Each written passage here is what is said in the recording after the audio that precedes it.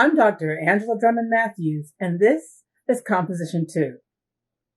In this class, you'll learn about writing, research, and argument. Unlike a traditional class, you'll be communicating with me and with your classmates completely online. You'll begin the class by going into Blackboard through eCampus. Once you click on the class, you'll see the page called Start Here. Then you'll find instructions for how to navigate the course, the syllabus and calendar, and my contact information. The course content will be found in the Lessons/Assignments section. I've assigned everyone to a group. I encourage you to click on the group's link. You should be able to see who's in your group, and you should be able to email them or set up a Blackboard Collaborate session to meet. Try to meet informally before you meet for your discussion assignment, just to make sure that you'll be ready. We'll be writing 3 major papers and 2 minor papers in this class. The minor papers are the first and last papers, a visual rhetorical analysis, and a letter to Congress. The major papers are about some current sensitive topics: race, gender, and politics. We're going to learn how to handle these topics in an academic fashion using 3 different styles of argumentation. We're not going to scream and fight.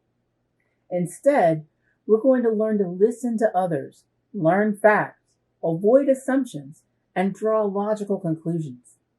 That means we have to be able to think critically. To that end, we'll be starting this week by studying critical thinking and learning how to think clearly and effectively, and how to avoid thinking that it's cloudy or fallacious. Critical thinking is an ability that all humans have, but that not all humans have fully developed. It's the reason that humans not only survived but excelled as a species. We're able to use our brains to think, to create, to innovate.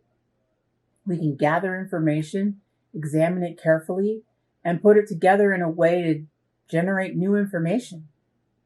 We can also look at information and break it down into its component parts to see how it works. We can look at 2 ideas and see how they're related and how they can be tied together.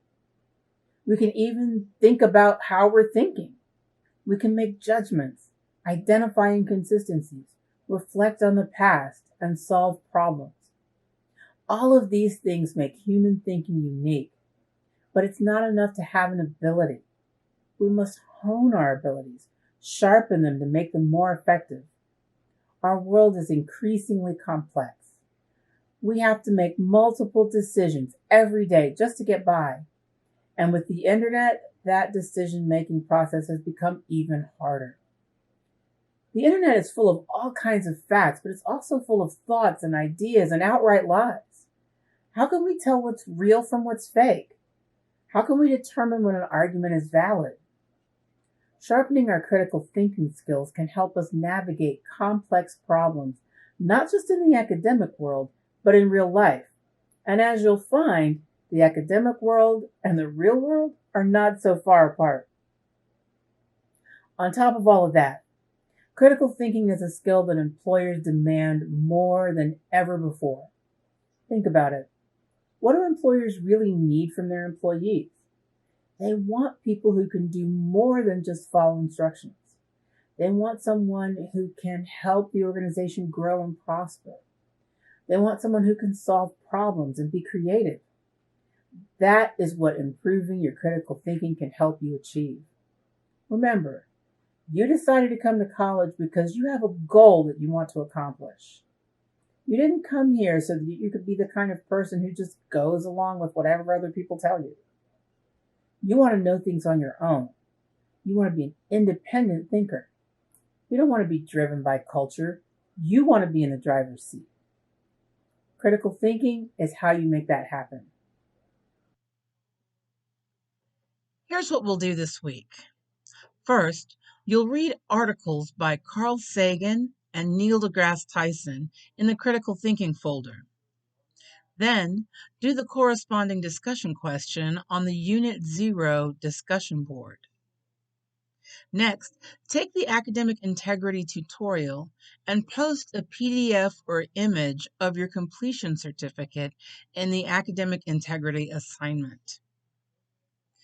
You've been put into groups for weekly discussions, so meet with your peers for a group discussion and just schedule it at a time of your convenience. Choose an article that you haven't already read from the critical thinking page linked in Blackboard. Describe the article to your classmates and discuss the articles that you've all read in your group discussion. Draw connections from the articles that you chose to the articles that were assigned for the week. Turn in a recording or transcript of your discussion in the oral discussion assignment. As I said before, you can schedule your discussion at any time during the week. It will be due on Sunday. Finally, you have the opportunity to have a class discussion or office hour with me on Blackboard Collaborate at the time posted in the announcements. Check for the time, then click on the Blackboard Collaborate link, and then click on Course Room. All assignments for the week are due on Sunday night by 11:59 p.m. I hope all that made sense and that you're ready to take on the week. Remember, you can email me questions at any time. Have a great week. Bye-bye.